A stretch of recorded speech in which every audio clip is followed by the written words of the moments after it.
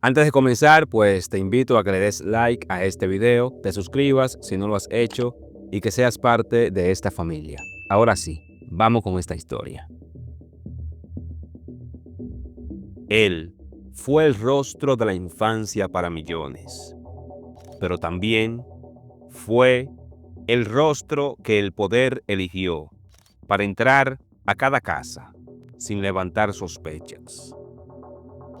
Roberto Gómez Bolaños, mejor conocido como Chespirito, creador de El Chavo del Ocho, El Chapulín Colorado, Doctor Chapatín y muchos más. Su humor fue familiar, tierno, universal y cuidadosamente apolítico. En plena década de 1970, mientras México vivía censura, represión estudiantil, desapariciones forzadas y monopolio del PRI en todos los niveles del Estado, Chespirito se convirtió en el comediante oficial de la risa sin conflicto. Nunca habló de política, nunca mencionó al PRI y nunca hizo una crítica al sistema.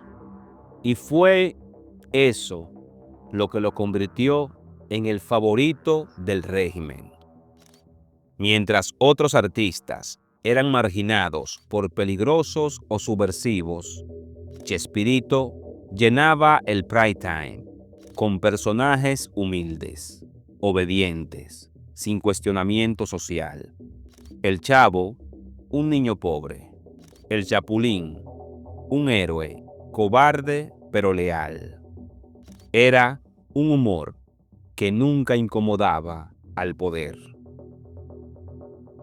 No es coincidencia que su ascenso ocurra justo en el momento en que Televisa y el gobierno sellan su alianza cultural, en el que decían: nosotros hacemos como que informamos y ustedes hacen como que gobiernan.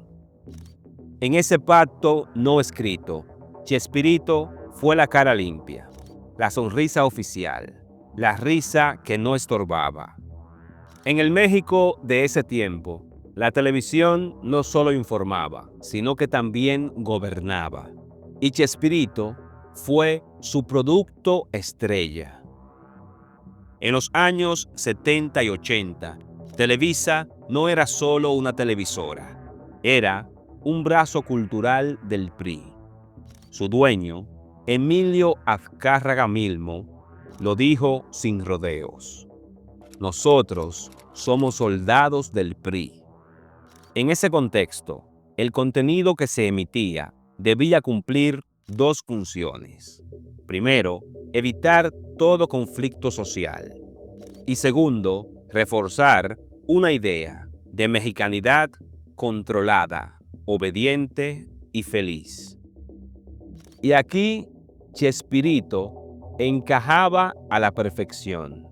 Un humor sin crítica, personajes que aceptaban su lugar en la sociedad y tramas donde la autoridad jamás era cuestionada. Mientras el país vivía la guerra sucia, la represión contra estudiantes, campesinos y sindicatos, el colapso económico y el fraude electoral del 88, el Chavo seguía en la vecindad.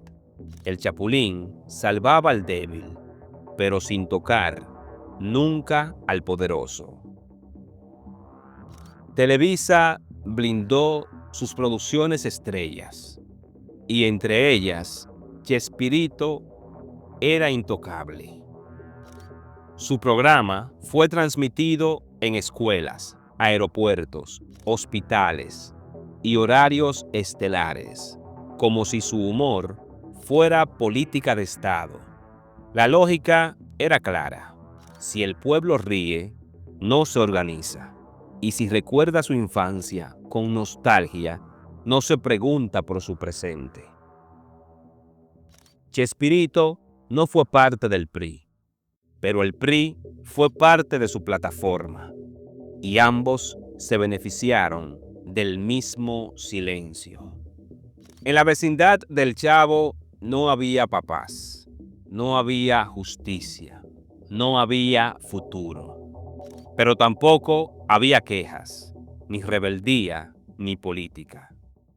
El Chavo del Ocho retrataba la vida de un niño pobre, sin hogar, sin padres, que vivía en una vecindad donde todos sufrían carencias. Don Ramón sin trabajo, doña Florinda criando sola, el profesor Girafales sobreviviendo como podía.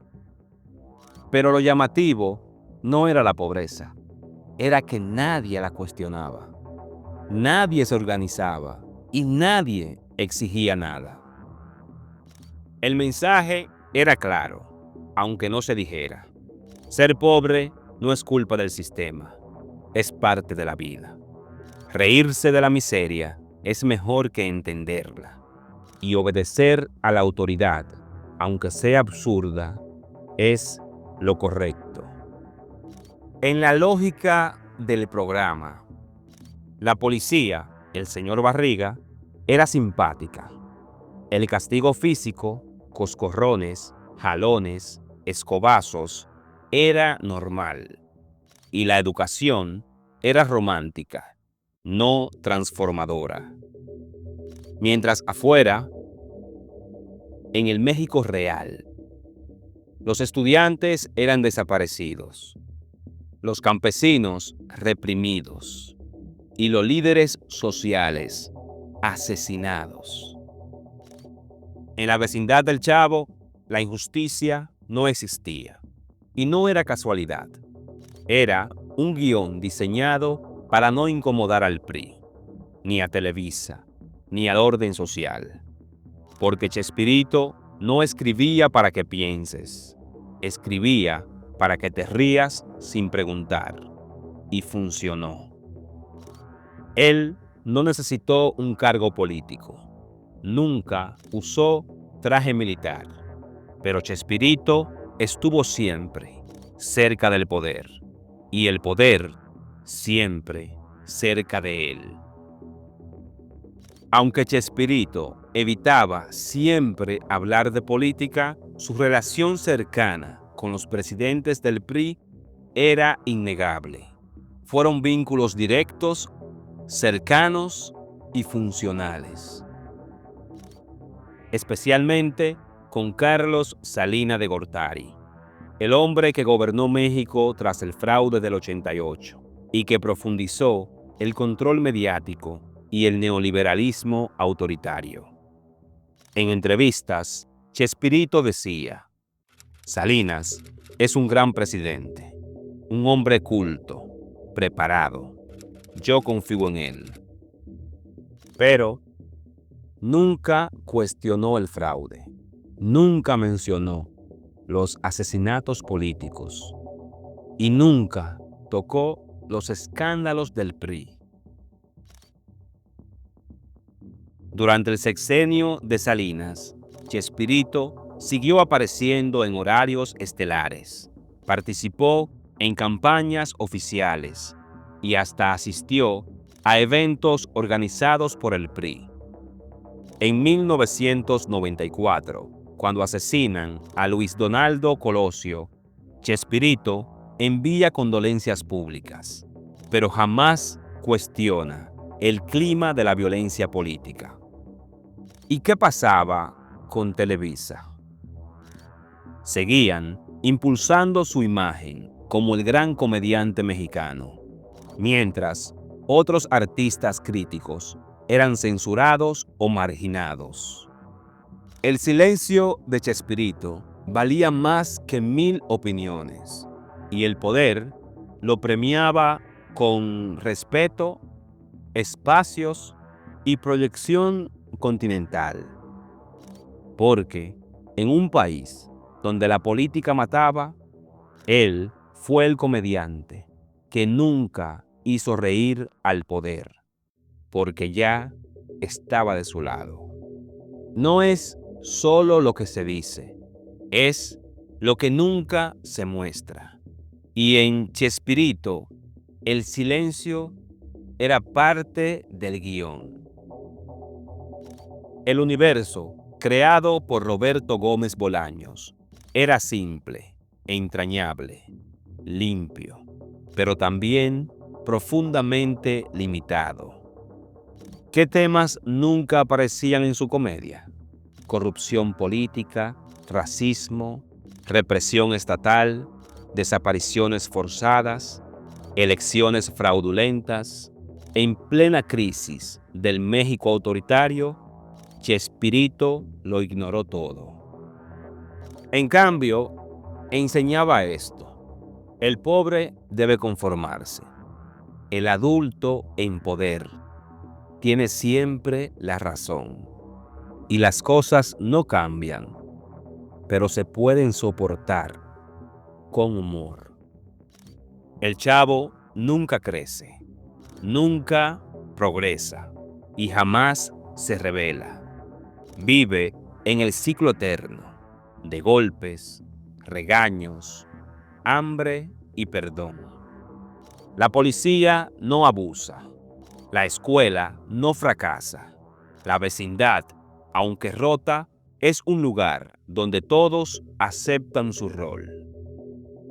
En un país donde miles salían a protestar, en la televisión nadie alza la voz. Y eso no era un error de guión, era una elección, una forma de entretenimiento que funcionaba como control. Porque mientras el pueblo mexicano enfrentaba una realidad brutal, la risa de Chespirito era la anestesia perfecta que hacía olvidar sin preguntar. La censura no siempre grita, a veces simplemente sonríe. Durante las décadas del PRI hegemónico, la represión a la prensa, al cine y al arte era clara y frontal. Pero en la televisión la censura era más sutil. Mientras músicos, actores y periodistas críticos eran silenciados o exiliados, Chespirito ocupaba los horarios estelares, los mejores patrocinios y el corazón de millones. ¿Y qué implicaba esto? Que otros contenidos no tenían cabida, que no había espacio para la comedia incómoda, contestaria y disruptiva. Autores como Héctor Suárez, Jesús Martínez, Palillo, o Alejandro Jodorowsky enfrentaron bloqueos, represiones o invisibilización. En cambio, Chespirito era impulsado como la verdadera identidad del humor mexicano, patrocinado por el Estado, por Televisa y por empresas privadas aliadas al régimen. Su éxito era tan aplastante que se convirtió en una forma de censura blanda. Si no eras como él, no encajabas. Si tu humor cuestionaba, no servías. Si te salías del molde, no salías al aire. Y así, por emisión, Chespirito se convirtió en el filtro que definía qué se podía decir y cómo se debía o se podía hacer reír. No fue un censor, fue el molde perfecto para que otros se censuraran solos. Una risa segura, una pantalla que calmaba, un imperio de aplausos sin preguntas. Cuando cayó el PRI, cayó también una forma de hacer televisión. Y Chespirito, aunque eterno, ya no tenía el mismo lugar en la calle. En los 2000, con la transición democrática y la caída del PRI, México cambió. Más voces, más crítica, más memoria y más preguntas. Chespirito, ya retirado, Siguió recibiendo reconocimientos del Estado, premios oficiales, monumentos, homenajes del Congreso. Todos aplaudían su legado, pero pocos hablaban de su rol en los años del silencio. Cuando murió, la cobertura fue masiva. Televisores encendidos, frases de presidentes, honores de Estado. Pero en las nuevas generaciones, algo cambió. Ya no todos lo veían como intocable. Algunos empezaron a analizar el mensaje oculto y otros a cuestionar el porqué de su silencio. Su figura, que antes era incuestionable, empezó a dividirse entre nostalgia y crítica. ¿Fue un genio del humor blando o un engranaje silencioso del aparato cultural del PRI? El tiempo no borra a Chespirito, pero tampoco borra el sistema que lo encumbró, ni las voces que su éxito eclipsó. Al final, su legado queda atrapado entre dos relatos: el del hombre que hizo reír a todo un continente y el del comediante que nunca habló mientras su país ardía. México vivía entre la represión, el miedo y la censura. Y, en medio de todo, aparecía un niño pobre con una torta de jamón, un héroe cobarde, una vecindad sin salida, mientras los periódicos eran silenciados, mientras las protestas eran reprimidas, mientras miles desaparecían en nombre del orden. El país entero reía frente a la pantalla con Chespirito.